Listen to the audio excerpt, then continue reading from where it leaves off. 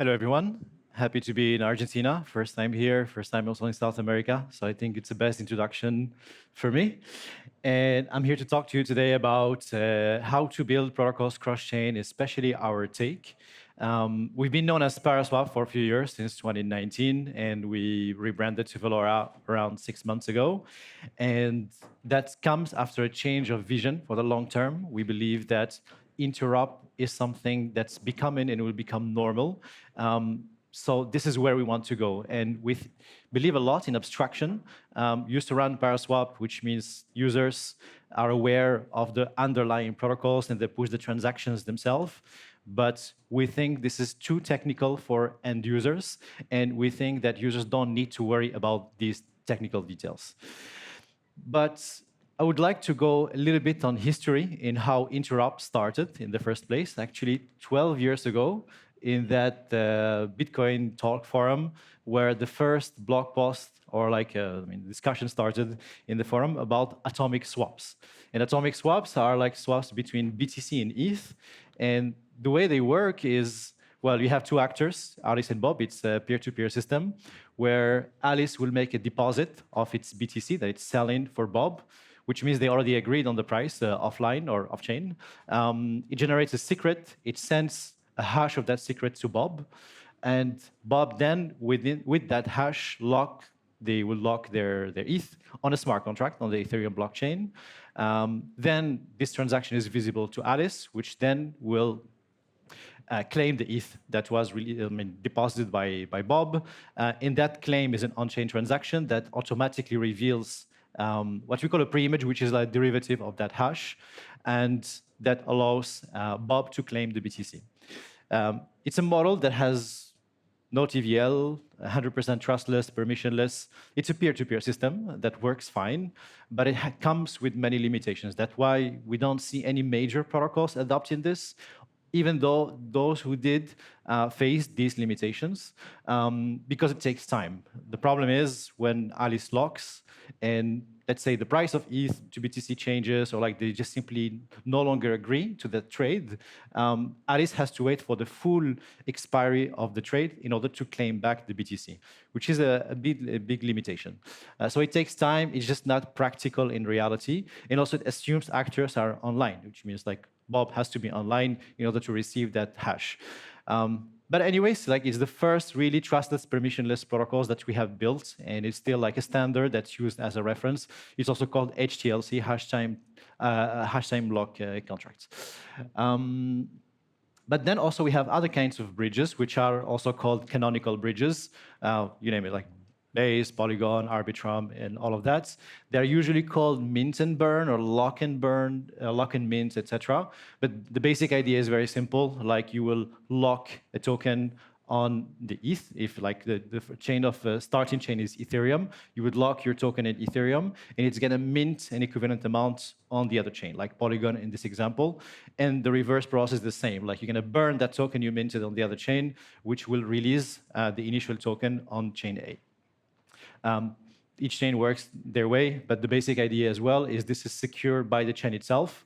Like Polygon in this example, it's the Polygon validators who secure that exchange, or that bridge.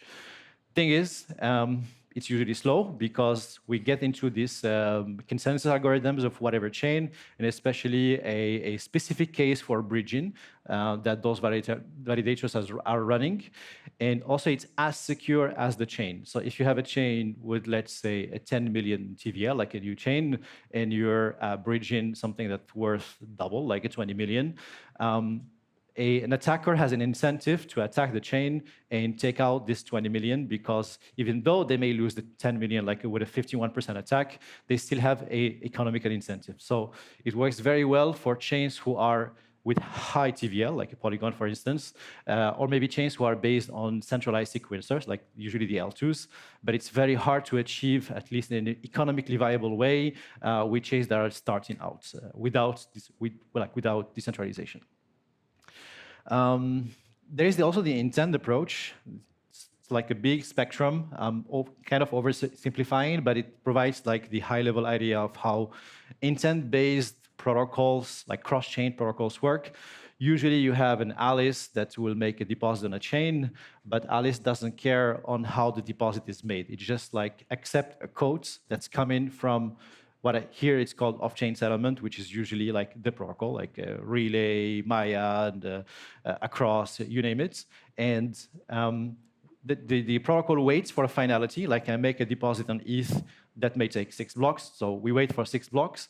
Once the finality happens, immediately we transfer the USDC, like the counterparty token, to the end user, which means we are much faster than canonical bridges, and definitely much faster than an HTLC model.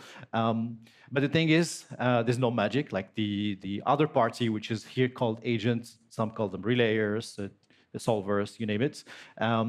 This money come from somewhere, and usually it comes from a treasury for those agents who will use that treasury to pay the user the counterparty token, which means they are locked for some time. Like the Across system, for instance, they are locked for 1 hour, which is also problematic because it works for certain use cases like stable to stable, so like assets like ETH, WST ETH, etc.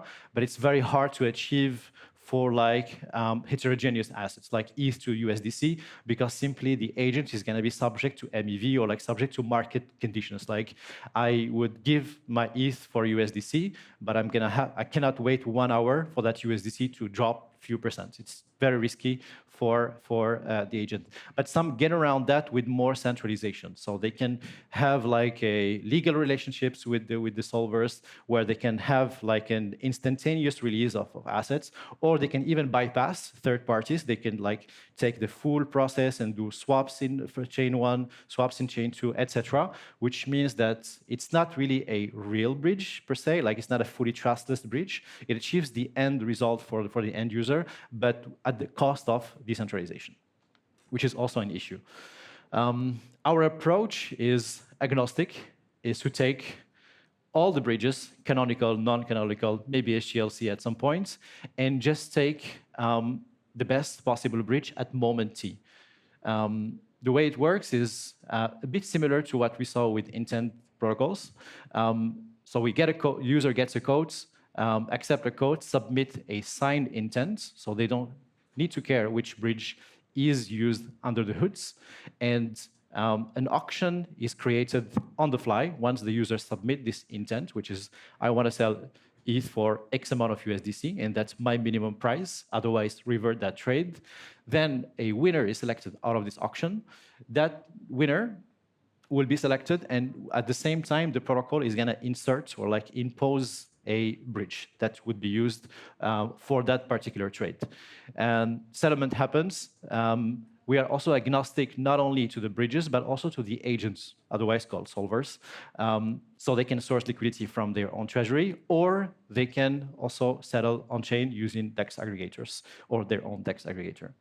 And with that, we are introducing today what we call productive limit orders, which are yield-bearing limit orders, which means as a user, I can make a swap, or I can make a limit order, and meanwhile my order is getting filled, I can earn yield. The way it works and why we haven't seen it yet in other intent-based protocols is simply because the selection of the bridge is hard at the starting points, because bridges have fees, those fees change, bridges have slippage as well for some, which means that I cannot preset the bridge upfront. So what we do here, we have a 3-signature model where you have 3 actors, where the third actor is the Velora network. We can get, of course, into more details later, but in any ways, the user signs the intent. We have an auction that's created on the fly through an order book. Once we have bids come in, like let's say I'm selling it for 5K USDC, maybe it will happen in a few months, maybe in 1 year, we don't know. The sooner the better, I hope. But in any ways, this trade may not execute right now. And the moment the price hits on the market and we have bids coming from agents, this is where, once we get a winner of that bid, this is where a bridge is automatically selected, which is the best or the most optimal bridge at time T, and the rest is just an execution on chain. Example, for instance, is, I mean, it comes with, with all the benefits, like with price improvement, with this auction model where you have multiple agents competing to deliver the best possible price. And of course, the value prop of intent protocols is to deliver more than what the user expected. So like a surplus, which you call a surplus. MEV protection, gasless, so no need to care about gas, but also free cancellation. That's something new that we are introducing with other protocols. You need to like make a deposit of ETH, pay the gas for that deposit, and a cancellation also involve some gas. The solution here that we're introducing is a wrapped version of ETH that is dedicated for this kind of use cases, like earning yield, let's say on Aave or on Morpho. Call it the 5%, I'm canceling that order. I no longer want to sell at that price. I want to sell at another price because maybe 5K may not happen soon, but maybe 3.5 may happen in the coming few weeks or few months. So I'm going to cancel, but right away replace it with an order with a more reasonable target price, and also cross-chain, of course. So that's also a nice perk, but also it's yield-bearing. This is also the highest value prop, which means I can have my ETH earning yield, and it's a big value add. An example will be I'm selling ETH for USDC, be it on Morpho or Aave. It's a modular system, which means like we can have an Aave module, Morpho module, a enzyme model, like a yield aggregator module. Depends on what the user chooses, depends on what other dApps choose to implement. And a year later, with the 5%, I'm going to earn more. So I can sell the principal, I can sell the whole amount with yield. It's just a better model, at least in my biased opinion. So we think about it as not yet another limit order protocol. We think about it as like an infrastructure that other protocols, dApps, and wallet can build on top. So not only a yield-bearing asset limit order, but also TWAP, stop loss, track profit with more advanced strategies, not just price-based, but it can be like EMA, moving averages, like RSI, other kind of metrics that can be implemented in order to fulfill the limit order. I don't know if we have time for questions, but thank you.